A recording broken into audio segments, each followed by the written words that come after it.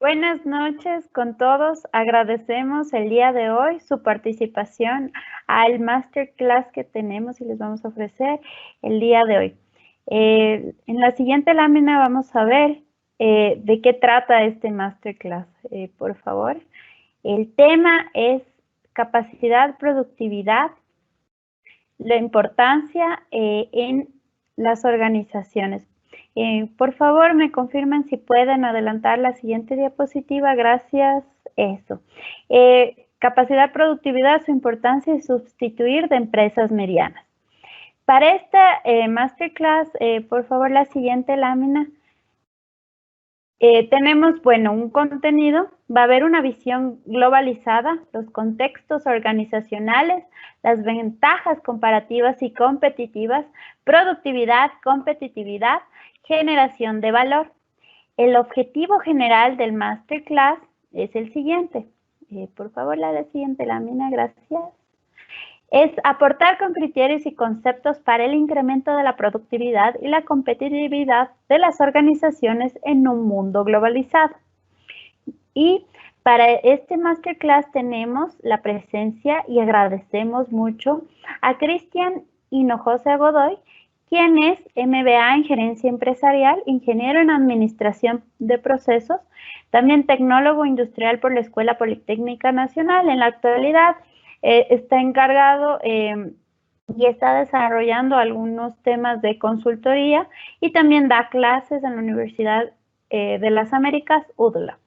Se encuentra se ha desarrollado también como docente de posgrado en maestría de operaciones, seguridad industrial, en la maestría de administración de empresas con mención en dirección estratégica de proyectos, en la Escuela de Negocios en la Universidad de las Américas. También profesor invitado de maestría de automotriz, Facultad de Ingeniería Mecánica en la Escuela Politécnica Nacional. Profesionalmente, Cristian se ha desarrollado en la industria automotriz, vinculándose en operaciones, tanto como manufactura, proyectos de ingeniería, desarrollo experimental, gestión de calidad, seguridad industrial y medio ambiente, entre otros.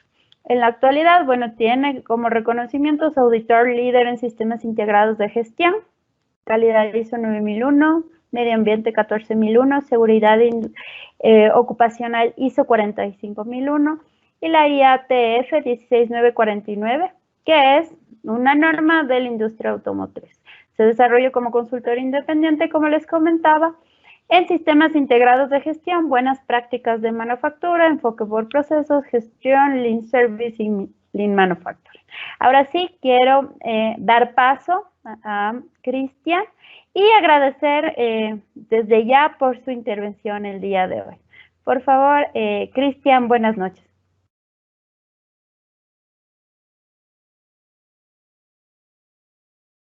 ¿Puede activar su micrófono, por favor? No le escuchamos. Gracias.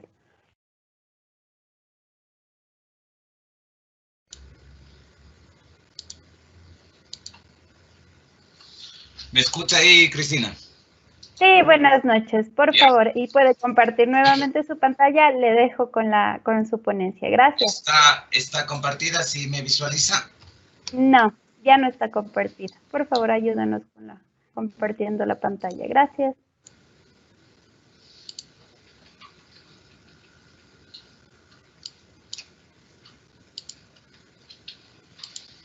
Ahora sí. Perfecto, muchas gracias. Ahora sí, gracias, Cristian, por su participación. Gracias, Cristina. Muchas gracias. Buenas noches con todos. Agradezco a Elite Logistic la oportunidad de conversar un poco sobre estos temas de actualidad. Siempre es un gusto colaborar con estos consultores independientes con la intención de aportar a la productividad, a la competitividad de nuestras organizaciones. Sean todos bienvenidos y voy a proceder a conversar un poco sobre este tema que es de interés mundial. Permítanme invitarles a hacer un desarrollo de una visión sistémica. Lo que ustedes visualizan en sus pantallas es el telescopio Kepler, que nos ha permitido, si ustedes ven al lado derecho de sus pantallas, visualizar nuestra aldea global en su contexto universal. El telescopio Kepler fue lanzado de Cabo Cañaveral a mediados del año 2019, perdón, 2001. Más o menos ha estado en vigencia una década y lo que ha pretendido es encontrar nuevas formas de vida o condiciones similares a nuestro globo terráqueo.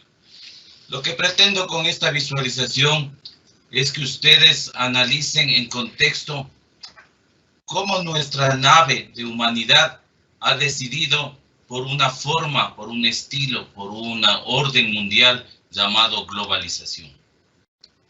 Este término que ha traído un sinnúmero de pasiones a favor y en contra, gente que se identifica con la globalización, adeptos favorables al sistema, resaltan la versatilidad, el dinamismo, la conectividad que ha permitido este modelo. El acceso a mercados mundiales en tiempo real, el intercambio tecnológico, la facilidad de interconexión y comunicación que el ser humano no tenía hasta hace mucho tiempo, esos niveles de facilidad, ha impactado también en el comportamiento cultural. Tal es así que los adeptos se favorecen y resaltan el concepto de multiculturalidad, es decir, el enriquecimiento diverso de muchas culturas en esta aldea global. Se ha permitido incrementar el enriquecimiento lingüístico y ha promovido sin duda la innovación. Pero como la globalización es un término pasional, también ha generado opositores, detractores que cuestionan el intervencionismo de las multinacionales en las locaciones particulares, privadas, en la autonomía de los países. La gente detractora de este modelo argumenta que la globalización ha incrementado esa desigualdad social, esa brecha social que es la lucha constante de la condición humana en la reivindicación de las clases sociales. La Organización Mundial del Trabajo cuestionaba en algún momento el reemplazo de la mano de obra calificada y no calificada por el avance e implementaciones tecnológicas. Los detractores le apuestan a la globalización como el causante del consumismo y por consecuencia del impacto ambiental. Así como la multiculturalidad ha sido beneficiado del modelo, los detractores cuestionan la parte cultural al haber sido transculturizada, es decir, reemplazando comportamientos propios de las etnias por imágenes y estereotipos internacionales. Al final del día, lo que es cierto es que este sistema nos ha permitido vivir en una economía interconectada que ha permitido la comercialización de bienes, productos y servicios a nivel mundial, sin ningún precedente en la humanidad, sin ningún precedente en la condición humana en la que hemos vivido. Este es nuestra aldea global, este es nuestro planeta y esta es la forma de vida actual. Solo como una referencia para ir contextualizando y entender un poquito este nuevo estilo de vida, es necesario regresarnos a la etapa de la Guerra Fría, cuando la bipolaridad geopolítica del mundo cae a partir del muro de Berlín, toma fuerza este modelo político, económico, social a escala mundial, favoreciéndose de esta interdependencia que se alimenta sobre todo de la innovación de la tecnología. Las TICs, las tecnologías de información y comunicación, han permitido que el individuo, el ser humano, visualice su comportamiento en una forma globalizada. Ideológicamente ha superado la visión colectivista a un reemplazo individualista del individuo del mundo. El ser humano ahora es un individuo del mundo. Los políticos, los gobiernos, los estados han cedido terreno en función de esta conectividad y se enfrentan ahora al cuestionamiento de la llamada sociedad red, que es el individuo que se favorece de la conectividad y cuestiona muchos modelos. Se ha derrocado estructuras de gobiernos en países a partir de esta conectividad. El régimen mundial ha cambiado de tal forma que el enemigo a vencer, militarmente hablando, ya no es la confrontación en fronteras de países. El enfoque del enemigo a vencer está tratando de identificar cómo combatir el terrorismo, el narcotráfico y la corrupción como un tejido degradante de nuestra sociedad. Ese ha sido un paso rápido en contexto del modelo globalización.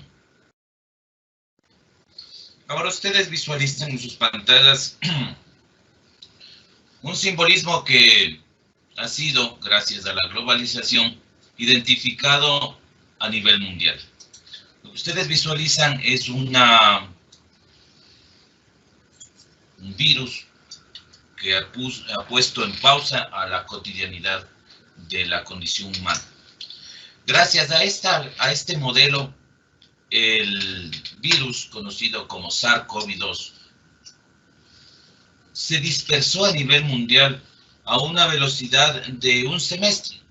En aproximadamente finales, octubre, noviembre del 2019, se identificó al COVID en Wuhan, China, una capital de la provincia de Hubei, que rondeaba 11 millones de habitantes. 6 meses después, el globo terráqueo estaba contaminado.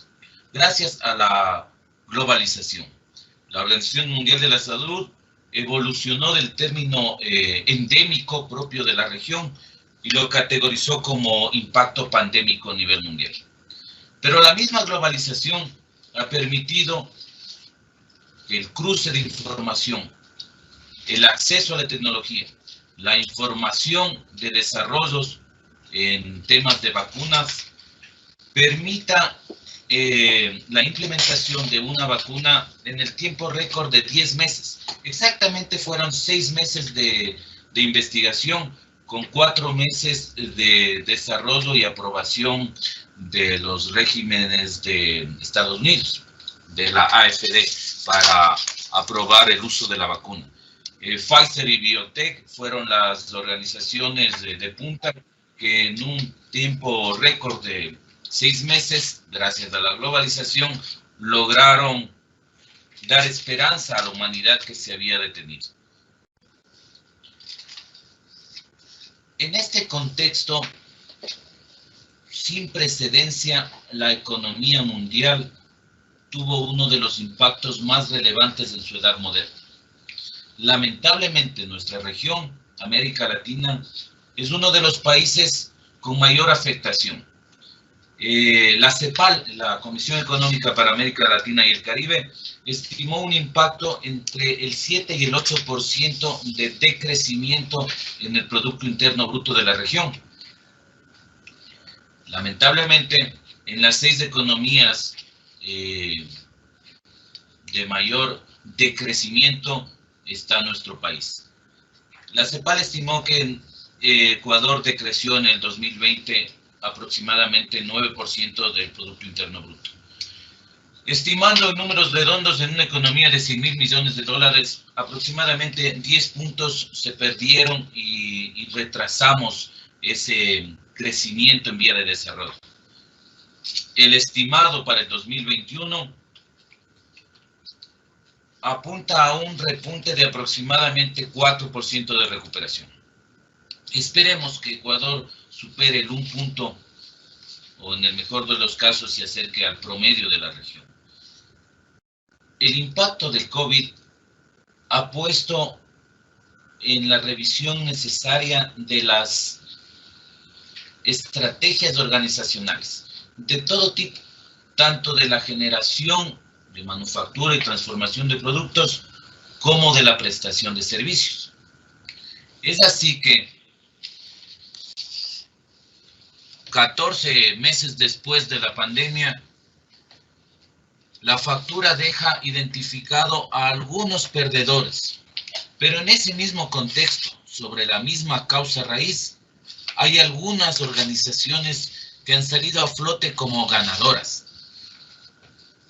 En análisis internacional, uno de los grandes ganadores de esta pandemia global ha sido la multinacional Amazon. En algún momento, para ser exactos, en abril de 2020, se registraron transacciones en su página, en su website, por $11,000 por segundo.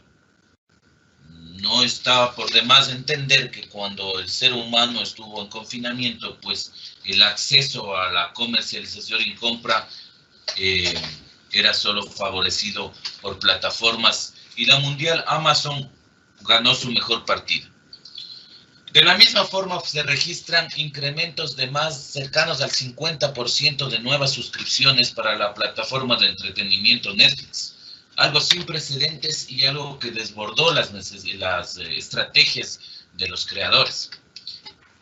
Pero esa realidad tiene una cara opuesta. La cara opuesta son las organizaciones que tuvieron afectaciones por miles de millones de dólares. La norteamericana de petróleo Shell registró 27,000 millones de dólares en pérdida tras la caída del precio de barril de crudo, el WTI, el referencial, que llegó a un valor de menos $37 por barril de crudo, con una simple comprensión de las fuerzas de mercado. Se ofertaba más crudo de lo que el humano demandaba para su cotidianidad. Al estar confinados, pues industrias, movilidad y demás actividades que necesitaban crudo y sus derivados se vieron contraídas.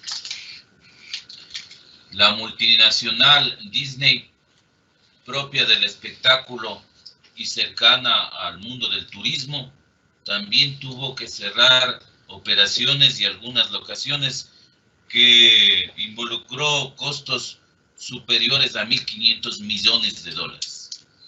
Esta realidad también pasamos en nuestro país.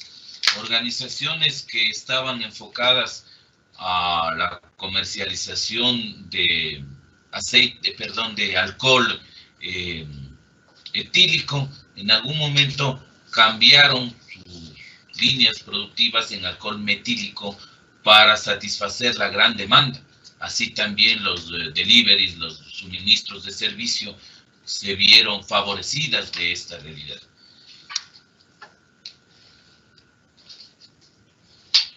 Vamos a ver ahora, sobre ese contexto, cómo las organizaciones tradicionales han contrastado la evolución de la globalización y han hecho negocios a favor de este nuevo modelo. Les dejo algunos datos para ir enmarcando y luego aterrizando ideas sobre lo que es productividad, competitividad en este mundo globalizado. Miren ustedes, a mediados del siglo anterior, cuando el señor Bell trataba de comercializar la conectividad en teléfono convencional, por lo menos medio siglo le tomó la introducción de este modelo de conexión, de conectividad convencional en las familias norteamericanas. Y apenas llegó a dar cobertura del 50%. En contraste, en la edad actual, en el dinamismo y en la velocidad de comunicación que vivimos, la telefonía móvil ha hecho una introducción del 98% en el mismo segmento de mercado en las familias norteamericanas en apenas 5 años. Asimismo, las transacciones internacionales, como la de Facebook, que compró en el 2014 una plataforma en su momento desconocida, por alrededor de 20.000 millones de dólares. 20.000 millones de dólares costó una plataforma desconocida que hoy está casi desplazando a la misma telefonía convencional celular, porque mucha conectividad se facilita por el uso de la plataforma WhatsApp. Cuando el mundo identificó con asombro la capacidad del ser humano de entender cómo funcionaban las hélices de su genoma, decodificar el genoma costaba un promedio de $1 millón. Al parecer, la evolución, el intercambio de información y el acceso a la tecnología ha abaratado el costo. Alrededor de $1.000 cuesta ahora entender el genoma humano, decodificar de un ser, de una persona, con un alto riesgo. Cuestionadores del modelo tratan de evitar que el código genético sea utilizado como un nuevo software de selección del capital humano. Los beneficios se estiman de que permitirían esta realidad imprimir tejido vivo en modelos de impresora 3D. Todos estos avances, estos contrastes, han sido a partir del acceso a la globalización. Ahora les invito a pensar sobre algunas de las marcas que ustedes están visualizando en su pantalla superior derecha. Lo que ustedes ven ahí son las transnacionales más potentes de nuestra aldea global. Lo que ustedes ven en información numérica son las ventas en millones de dólares de estas multinacionales.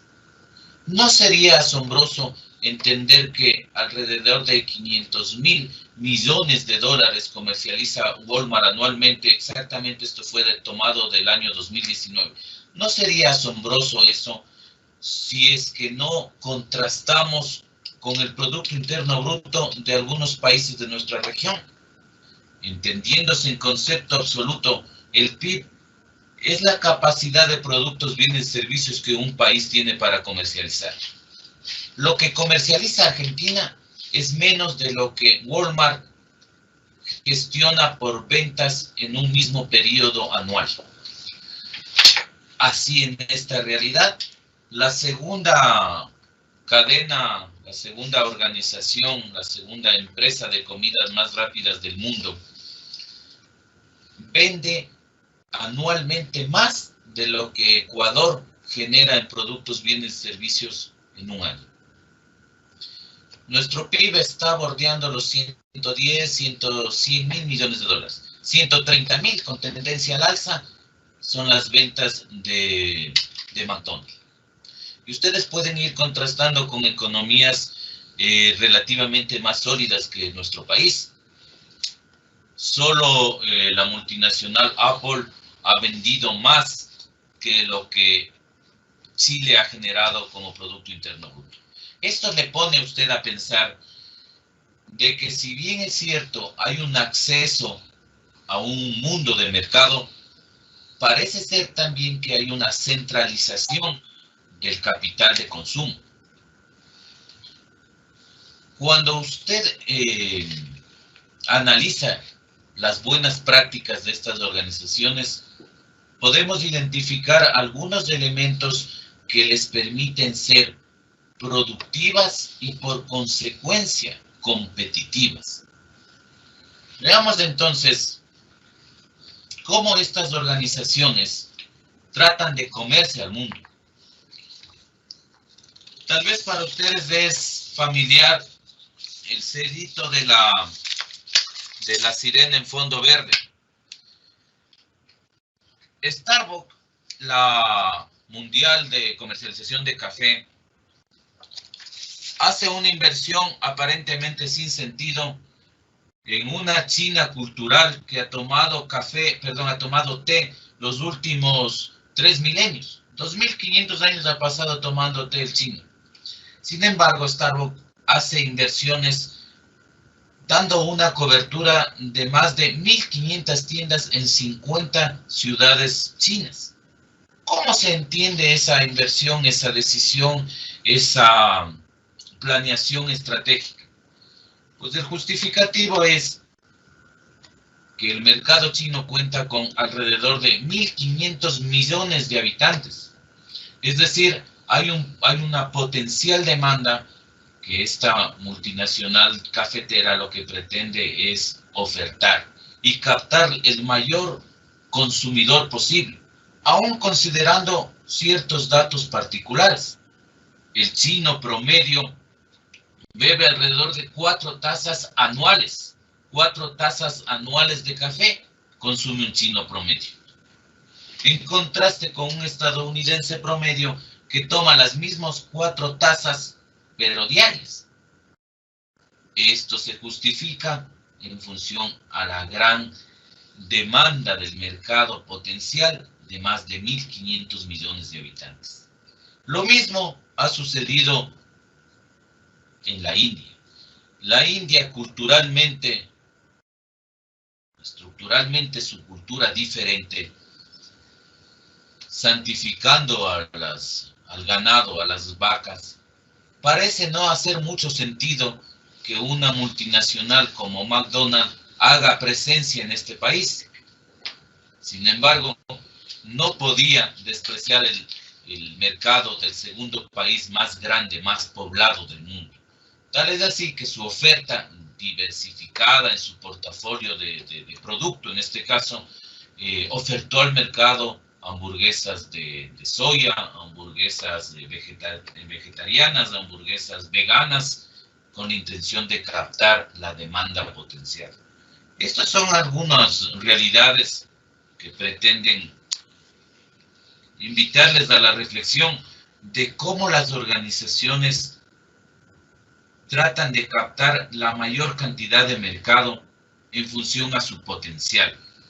Lo que nos trae a nuestra conversación hoy es qué hay detrás de estas organizaciones.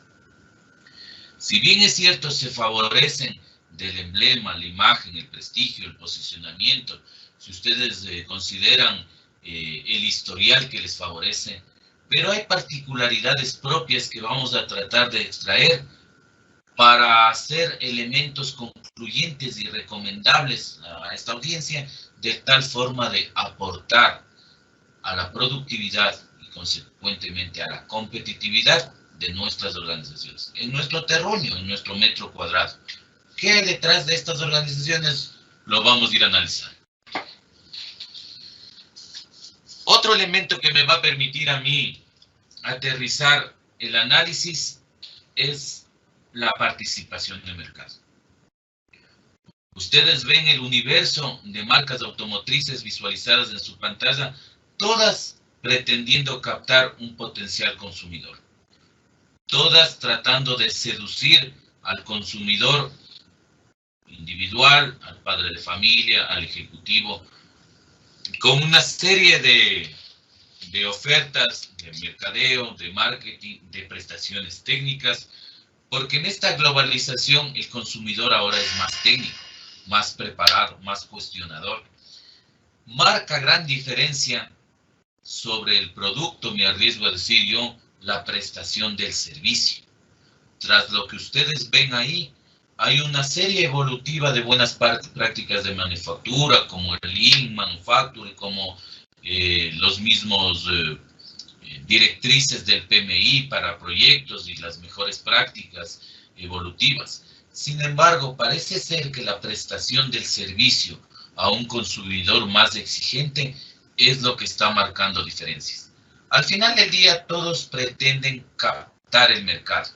Todos pretenden seducirle al comprador, consumidor o cliente. Para eso surge esta palabra conceptual llamada competitividad.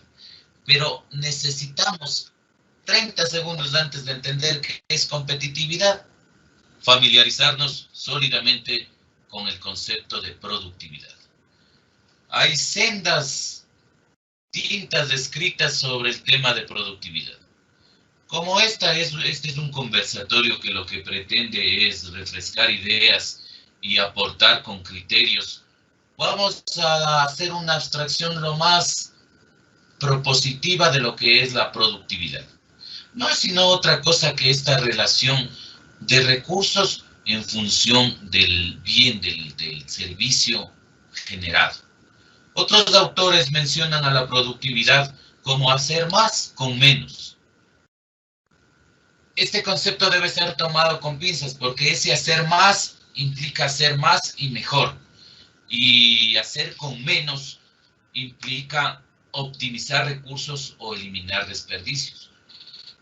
Los detractores de este concepto simplista, hacer más con menos, cuestionan que muchas veces la desvinculación del capital humano justifica con el menos. Como se hace más con menos personal, se justifica la productividad. Hay que tener mucha atención y mucho cuidado, porque si hay un recurso valioso en las organizaciones, es justamente el capital humano. Entonces, cuando ustedes escuchen productividad como hacer más con menos, detallen que el más es hacer en cantidad y en calidad, y el menos es un sinónimo de optimización. Cuando las organizaciones optimizan recursos, es decir, gestionan eficientemente para lograr resultados y metas, es decir, lograr la eficacia, lo que están haciendo es una gestión productiva, casi el alma necesaria para poder lanzarse al mercado y competir con otros actores de ese nicho. Entonces surge el término competitividad, que no es otra cosa que esta lucha, estas fuerzas demostrativas entre actores de un mismo segmento, de un mismo nicho, que lo que pretenden es seducir, captar más compradores, más consumidores, en función de sus factores diferenciadores, en función de sus factores competitivos, productivos, en función de sus ventajas. Vamos viendo entonces ahora, y les invito a ser analíticos en el siguiente cuadro. Teniendo refrescada la idea de lo que es competitividad y productividad, ese ejercicio de hacer más con menos y luego medirse con los actores del mercado, el Foro Económico Mundial del que está tomada esta información ha rankeado a los países más competitivos.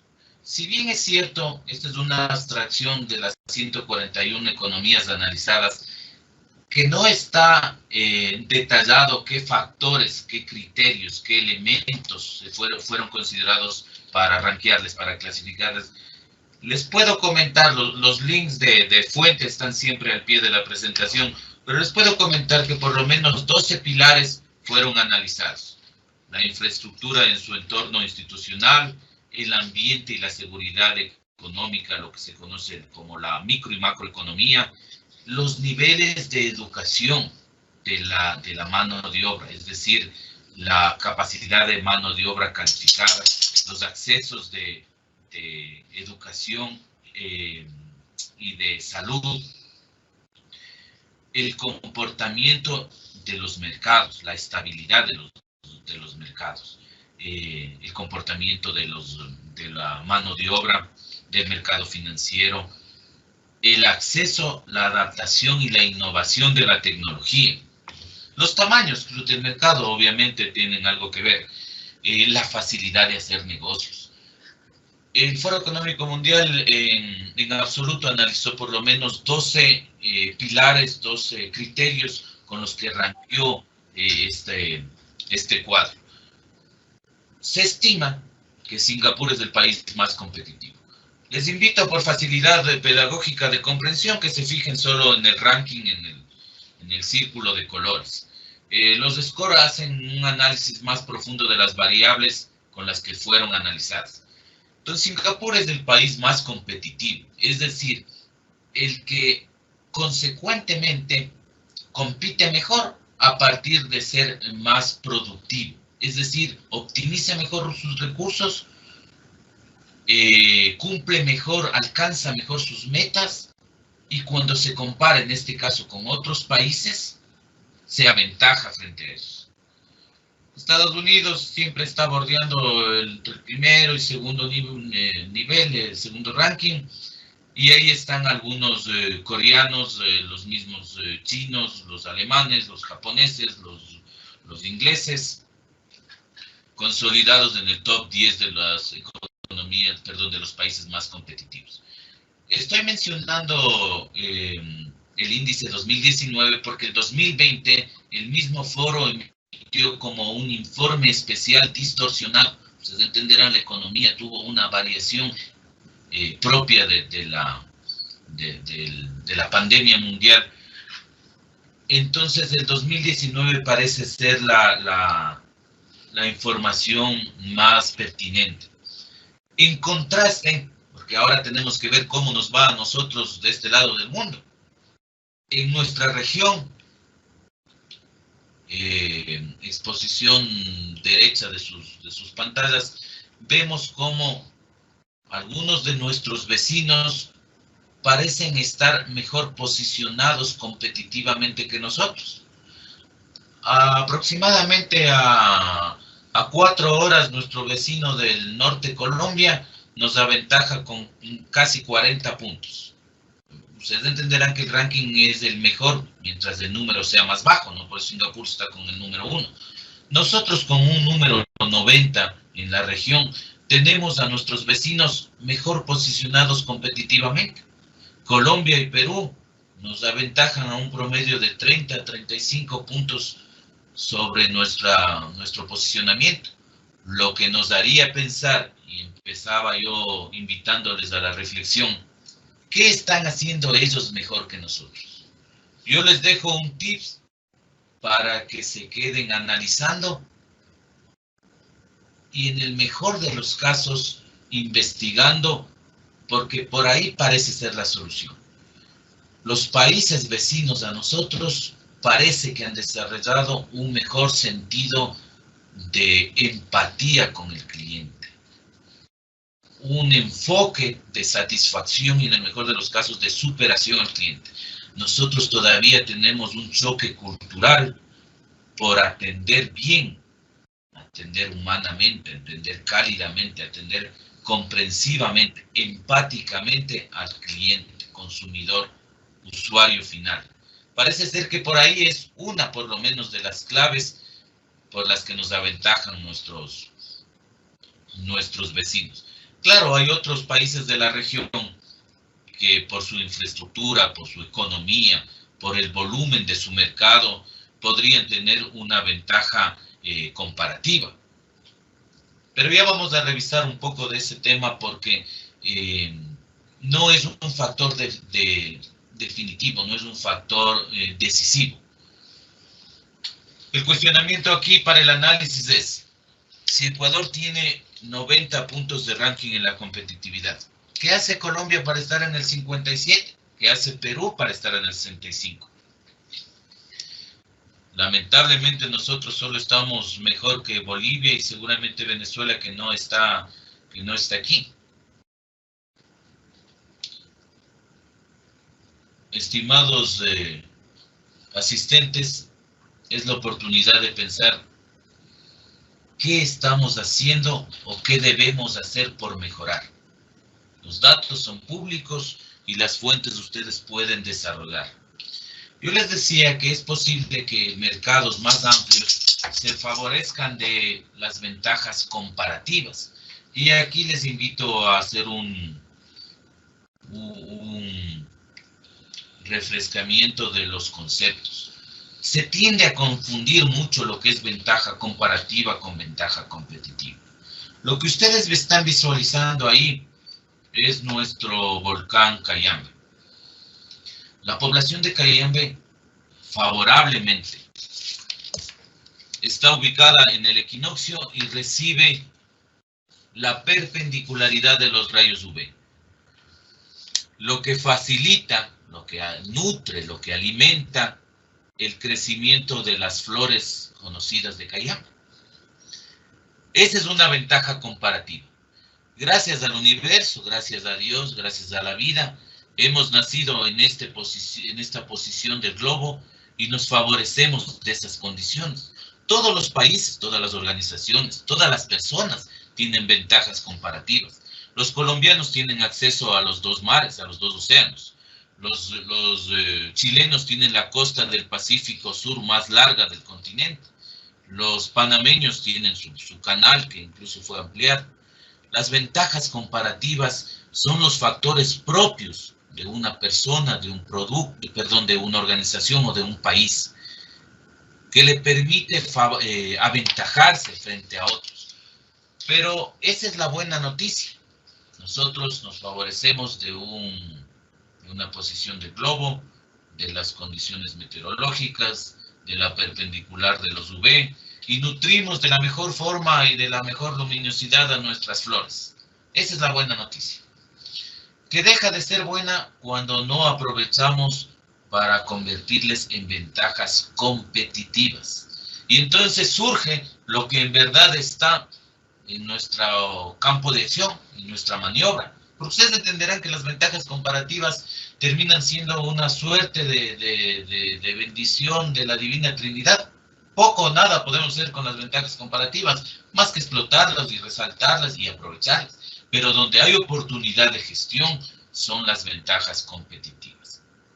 Las ventajas competitivas, al igual que otras áreas del conocimiento, han tenido extensas redacciones teóricas.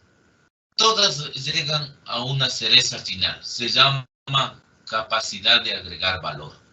Las ventajas competitivas son solo ventajas cuando logran posicionar un factor diferenciador llamado valor agregado. En contexto, en realidad, si nosotros, gracias a la vida, al universo, recibimos las mejores flores,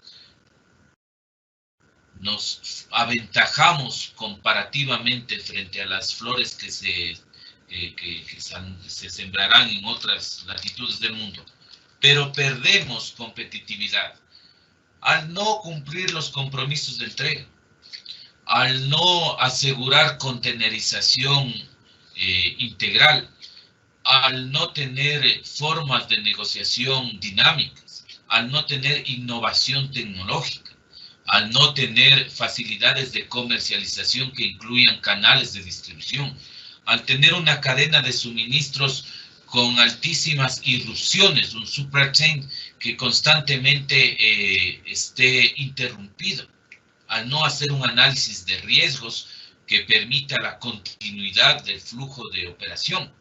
Todos estos elementos son los que alimentan a la ventaja competitiva y los que agregan valor.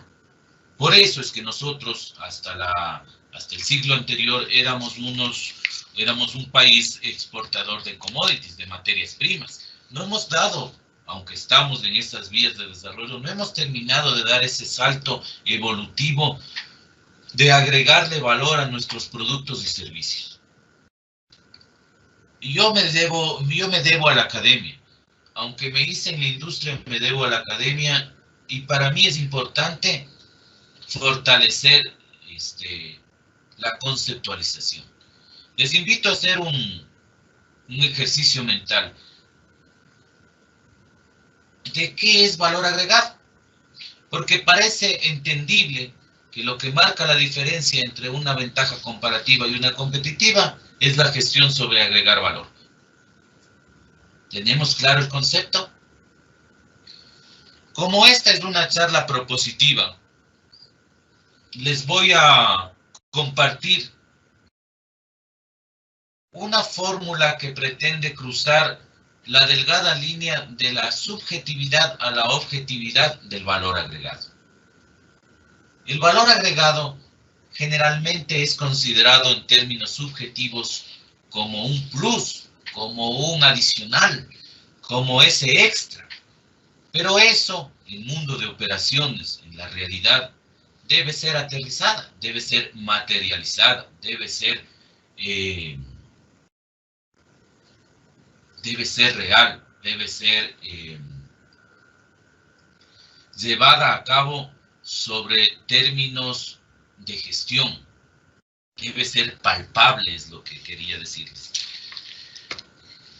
En términos académicos, El valor agregado no es un grado, no es sino un grado, un nivel que permite a un potencial consumidor o cliente percibir un nivel de satisfacción y por el cual está dispuesto a pagar por un producto, bien o servicio.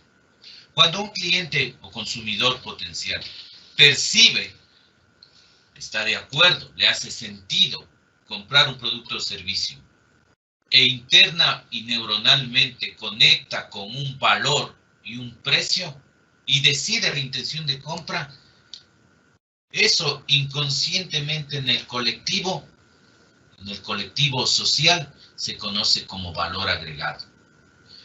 Pero yo les decía que al ser esta un conversatorio, una charla propositiva, les quiero compartir una formulación que con algunos académicos, revisando algunos documentos, hemos visto pertinente y que el estado del arte nos favorece para socializar en esta formulación que les va a permitir a ustedes cruzar esa subjetividad de percepción y volverla objetiva, tangible, plasmable, para materializar lo que es un valor agregado.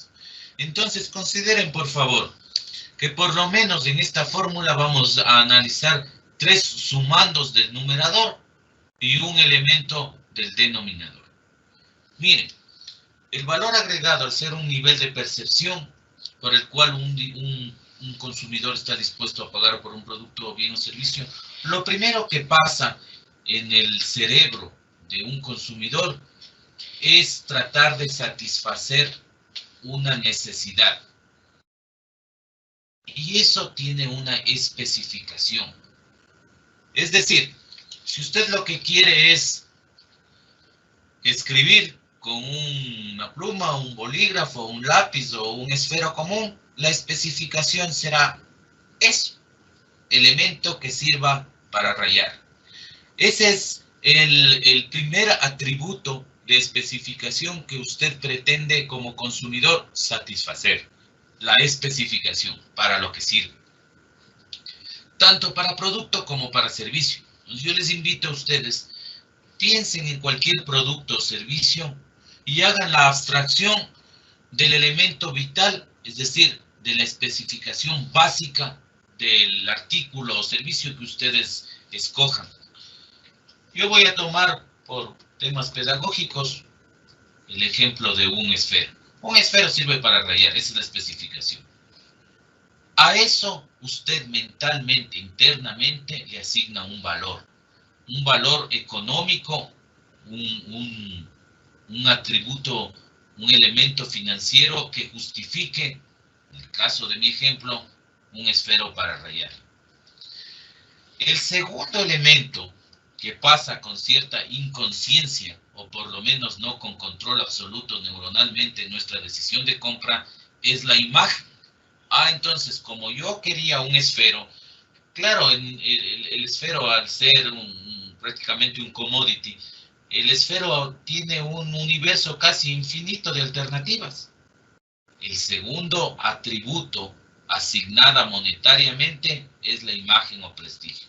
Una cosa es describir, y no quiero entrar en conflicto con marcas, una cosa es describir con el esfero Bic, que estará alrededor de 35 centavos, y otra cosa será escribir con una serie especial del esfero Mont Blanc, que estará bordeando los 200.000 euros.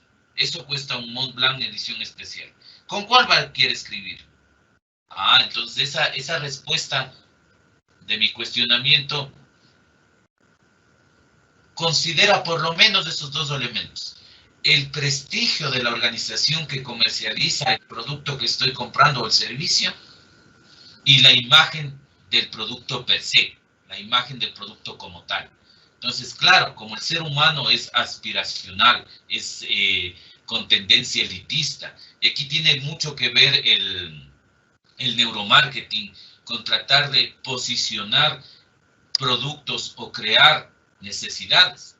Una cosa es escribir con el Bic y otra cosa con el Mont Blanc. Al final los dos son esferos y los dos cumplen la especificación que era escribir, pero el diferenciador está atribuido a su imagen y a su prestigio.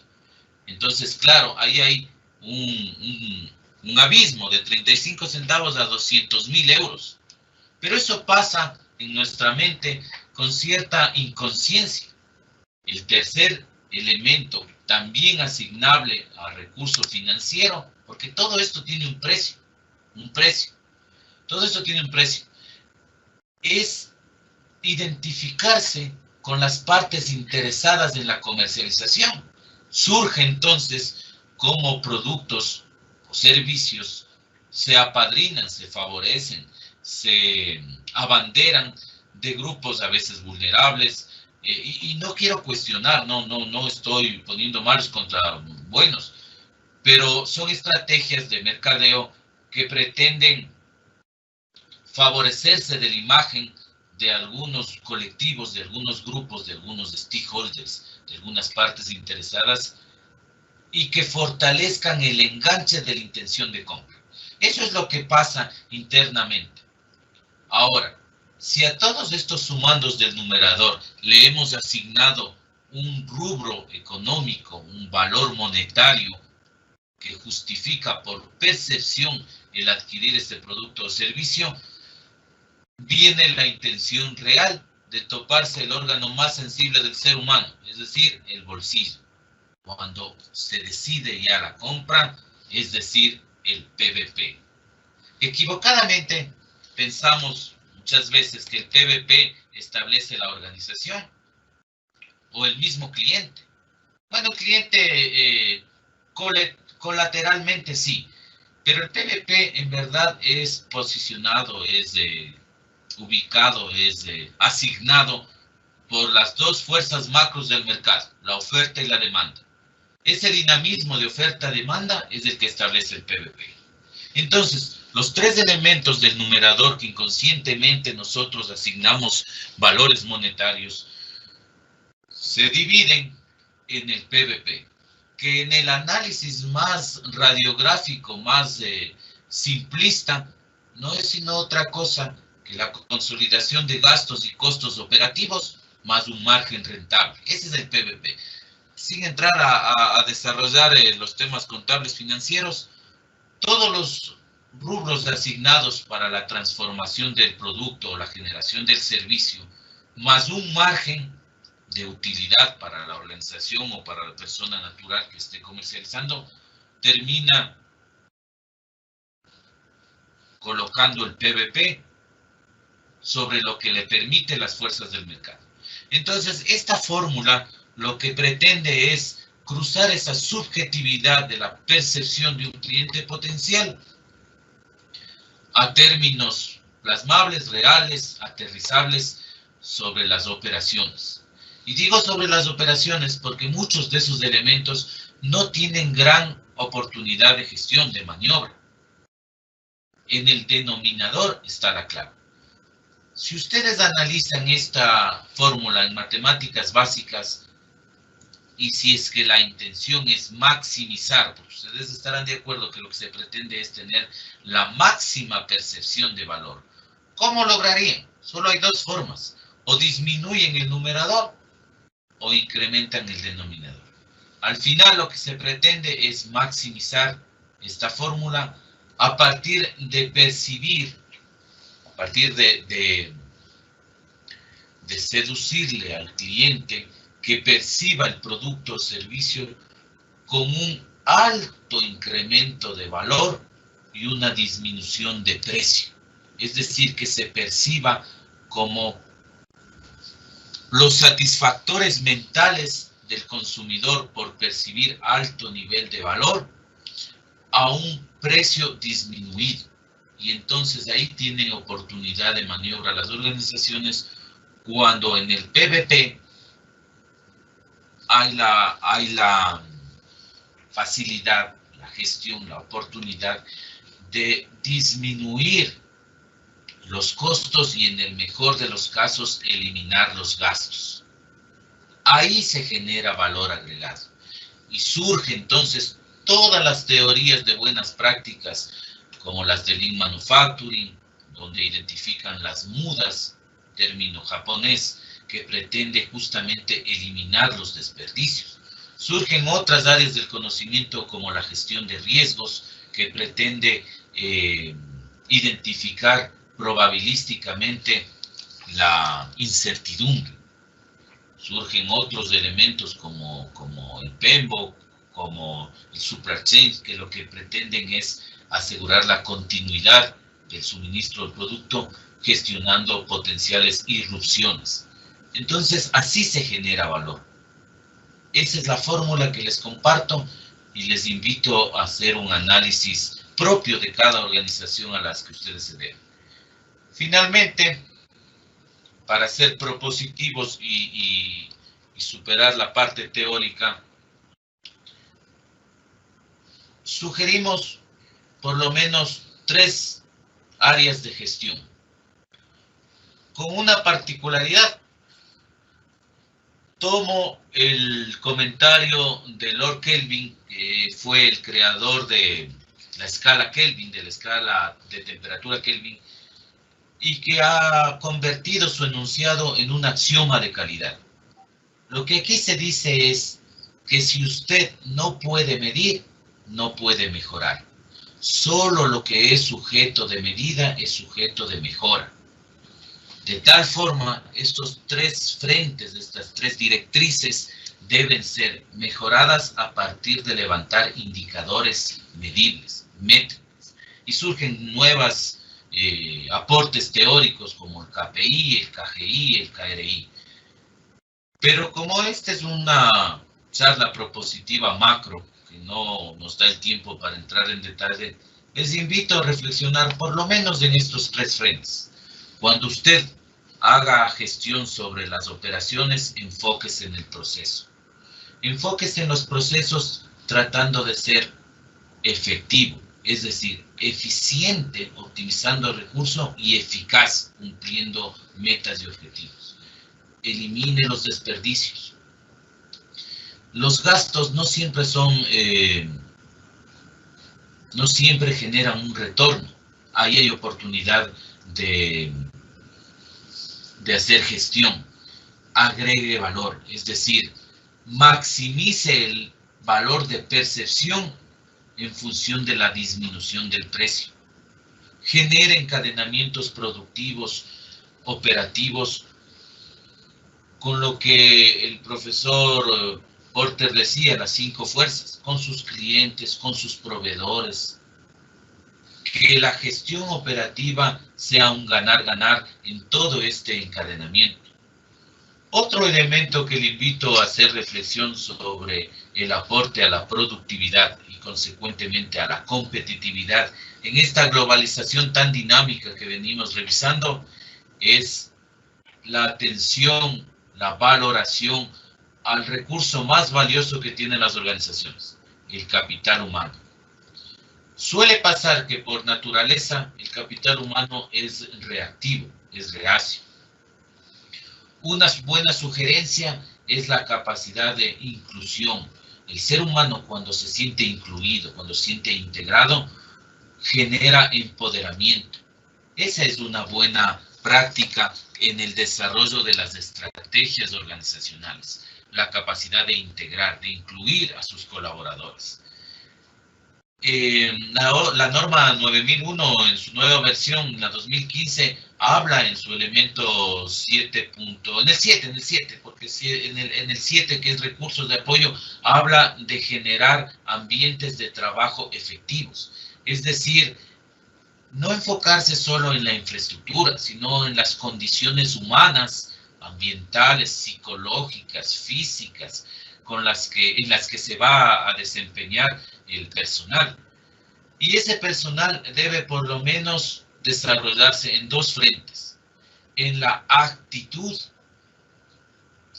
es decir, en la capacidad de toma de conciencia que debe tener de sus operaciones, la actitud, y en la aptitud, es decir, en el desarrollo de las competencias, habilidades y destrezas que generalmente se logra a partir de la educación, la academia formal, la formación de cursos, la actualización, la capacitación o la experiencia.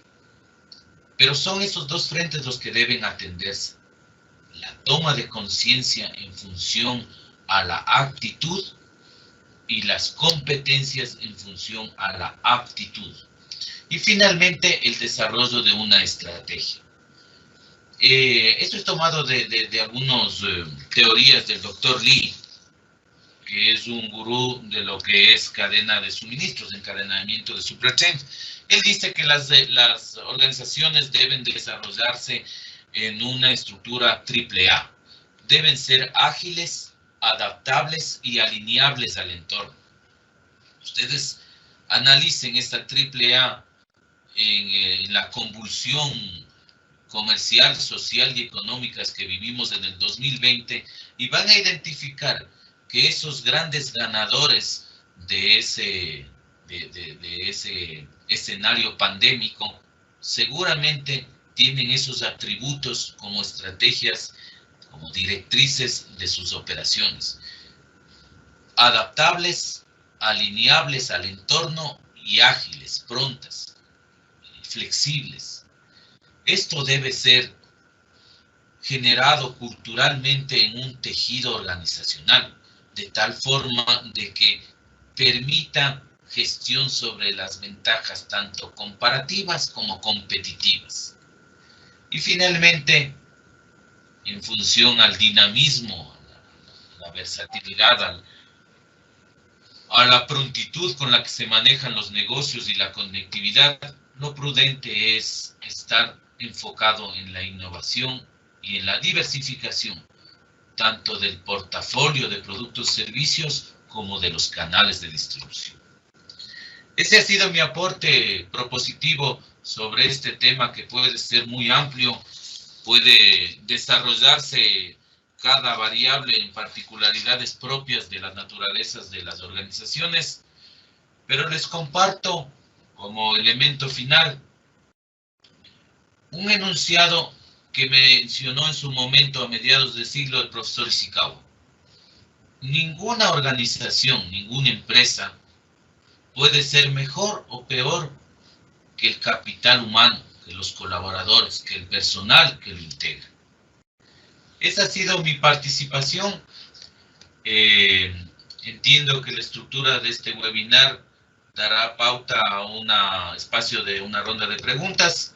Siéntanse en la libertad de hacer los cuestionamientos. Mi nombre es Cristian Hinojosa Godoy, yo trabajo como consultor independiente. Les comparto mi dirección electrónica y mi teléfono personal. Siempre será un gusto compartir información, como conversar sobre temas propios, porque de alguna forma este intercambio de conocimientos genera un tejido social que nos permite vivir en un mejor país. A veces parece ser que el sentimiento de aislamiento nos gana como ecuatorianos y lo que pretendemos es ser parte de la solución. Ha sido para mí un gusto compartir los 60 minutos de diálogo, de exposición, y estoy totalmente abierto a cualquier pregunta o cuestionamiento de su parte. Cris, no sé si es que abrimos preguntas. Sí, muchísimas gracias, Cristian, por su participación el día de hoy. Le agradecemos bastante por su valioso aporte. Bueno, vamos a pasar a las preguntas. Tengo un par de preguntas. Una de ellas dice, ¿qué empresas fueron más competitivas, en Ecuador en la pandemia, según su criterio? Bueno, habrá que focalizar el segmento de mercado al que se refiere, pero en términos generales, pues los grandes ganadores fueron las farmacéuticas, los prestadores de servicio, la parte de alimentos, los servicios como tal de salud, fueron seguramente los que más participación tuvieron en el mercado. Dentro de ese segmento, seguramente los más competitivos fueron los más productivos, seguramente los que mejor optimizaron sus recursos, que mejor enfoque tuvieron con la satisfacción del cliente. Pero habrá que analizar en particular la naturaleza propia de cada segmento, ¿no? Muchas gracias. La siguiente pregunta es de Javier Herrera. ¿Podría ampliar la diferencia entre ventajas comparativas y ventajas competitivas? Claro, como le decía, ¿no? Las ventajas comparativas y las ventajas competitivas son atributos sujetos de gestión de personas, organizaciones y de los países mismos. Las ventajas comparativas vienen a ser prácticamente una suerte de posicionamiento en el mercado. Yo ponía en una analogía con la intención de explicar que comparativamente, Colombia se aventaja al tener acceso a los dos océanos. Nosotros nos aventajamos al tener los recursos hídricos más grandes de la región, la biodiversidad más amplia a nivel mundial, el posicionamiento en el globo terráqueo de la perpendicularidad de los UV y algunos beneficios de la calidez de las corrientes marítimas. Todas esas ventajas comparativas no las gestionamos nosotros directamente hablando a nivel país, nos favorecemos de eso. Si esas ventajas no las convertimos, no las aprovechamos competitivamente, pues ahí ya viene el otro escenario, ¿no? El de competitivamente, pues perdemos participación en el mercado. Entonces, ¿qué es ventaja competitiva? Justamente esa capacidad de gestionar a partir de aprovechar los recursos y agregarles valor. Ese nivel de percepción por el que un cliente, un consumidor está dispuesto a pagar.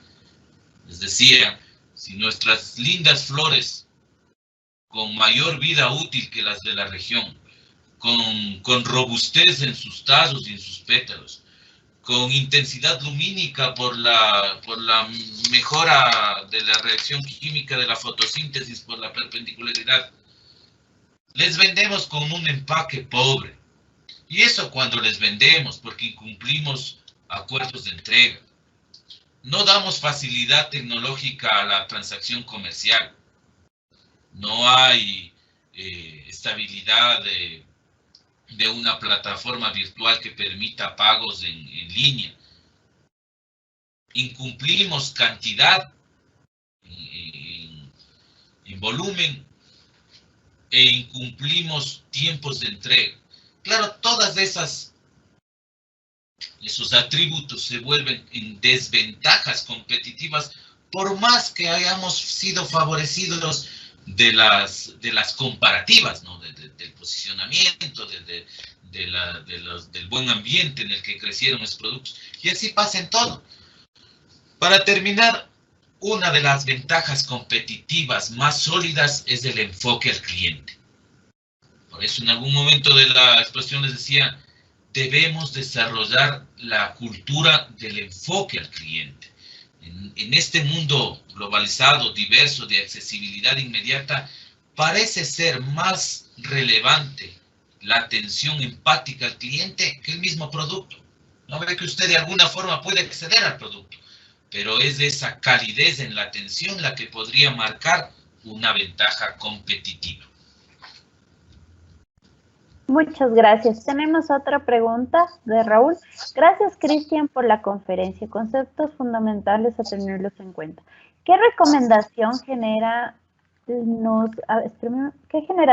recomendación general nos dejas para incrementar nuestro nivel de productividad, tomando en cuenta que de por sí culturalmente debemos mejorar nuestro enfoque y servicio al cliente? Para la competitividad, lo fundamental, lo dice la teoría, es la gestión sobre los desperdicios, sobre los recursos.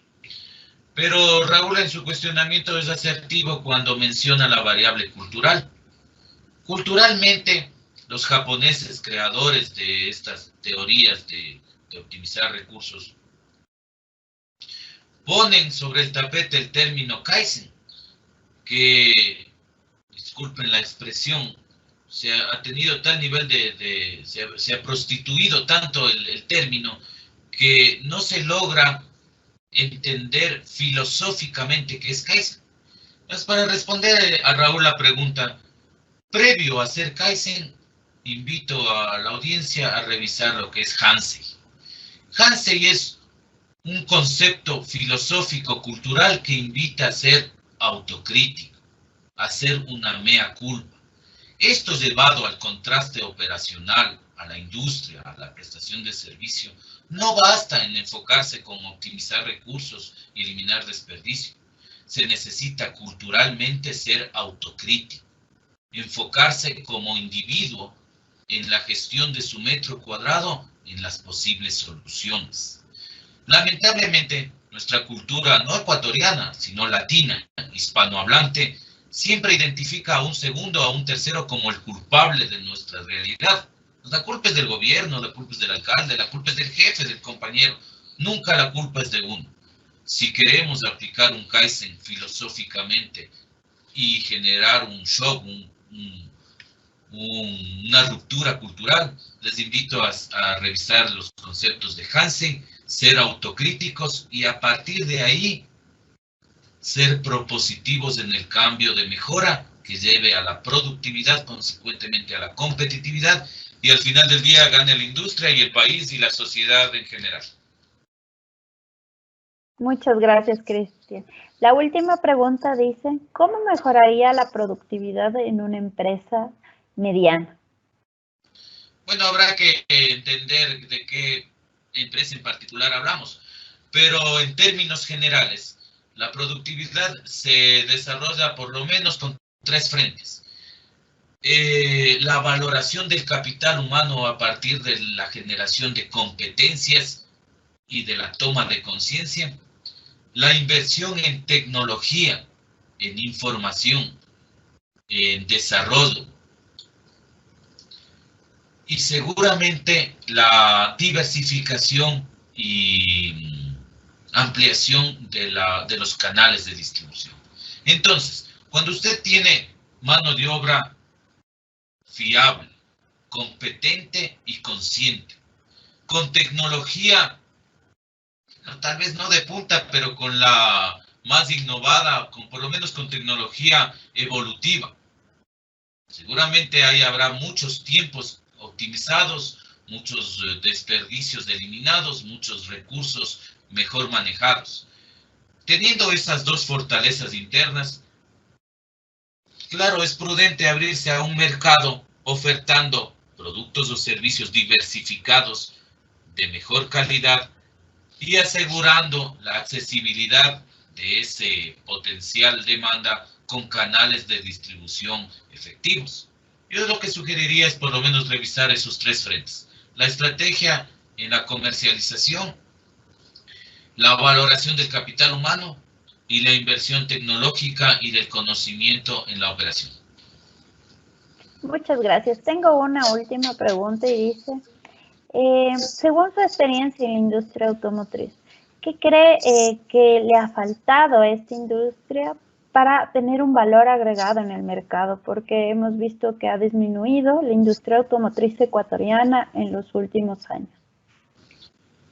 Bueno, la industria automotriz tiene 2 frentes claros, ¿no? Lo que es la manufactura, ensamblaje, transformación a partir de las partes y productos de piezas que se conoce en la industria como SKD o CKD. Y la otra línea de operación que es la comercialización. La primera, claro, tiene algunas variables. Políticas estatales sobre aranceles, sobre partidas, sobre acuerdos de la Comunidad Andina de Naciones. Y la otra me refiero a la comercialización de autos, sobre la intención de dar mayor cobertura en el mercado a partir de gestionar márgenes rentables de importación y comercialización. De alguna forma, los 2 elementos se han visto limitados en la participación en el país por la presencia de transnacionales que han tenido mejores prácticas para posicionar los atributos de los vehículos, mejores canales de financiamiento, mejores neuromarketing, marketing y posicionamiento que ha permitido seducir al potencial consumidor. es un tema bastante amplio sujeto de análisis. Bien puede tomarse el camino analítico de la producción, de la manufactura o de la comercialización. Lo cierto es que en este país de aproximadamente 18 millones de habitantes existe una altísima oferta de marcas, lo que haría pensar que de alguna forma sigue siendo atractivo el mercado. Si bien es cierto en comparación con la región, hay algunos suministros desde plantas regionales, de alguna manera el mercado automotriz todavía tiene oportunidad de gestión. Muchas gracias. Tenemos una última pregunta que acaba de llegar. Es de parte de Alexei. De puerta a las elecciones, ¿cómo se podría ver afectada la productividad en función de la situación política que estamos viviendo o realmente no afecta a la productividad dependiendo de las tendencias del nuevo gobernante? Hay tres temas neurálgicos que tocar. El primero es una visión muy particular, muy personal. El tema electoral en una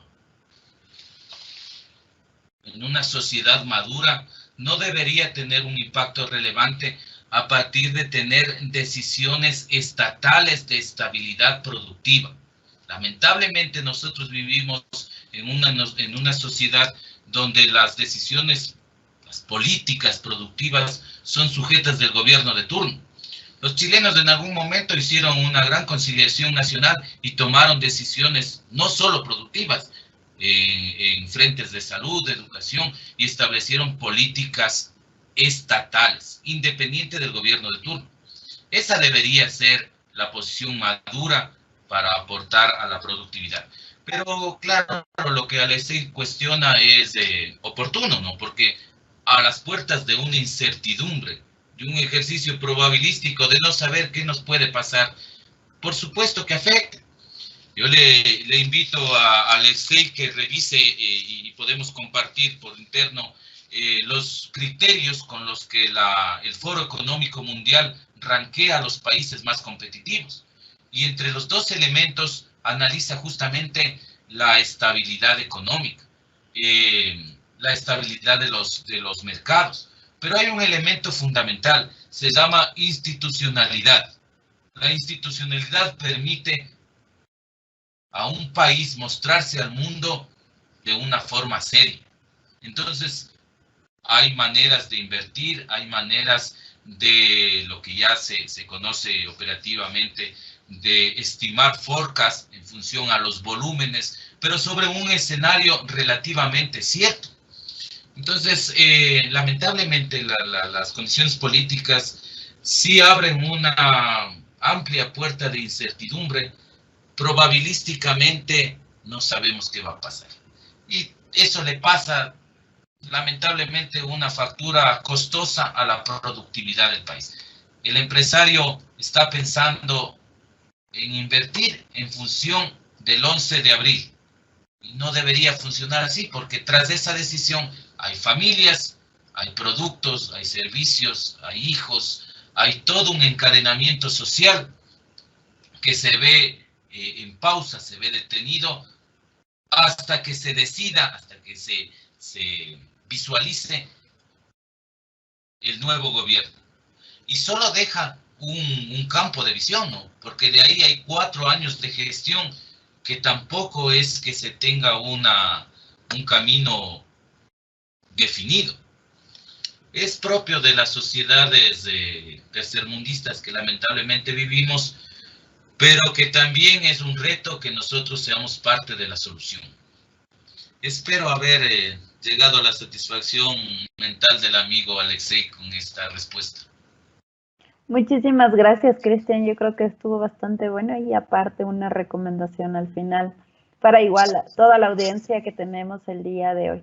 Quiero agradecer muchísimo la participación de Cristian, su aporte el día de hoy, que fue bastante interesante y más que nada relacionado a la academia, un poco a lo que necesitamos siempre relacionar a la parte profesional.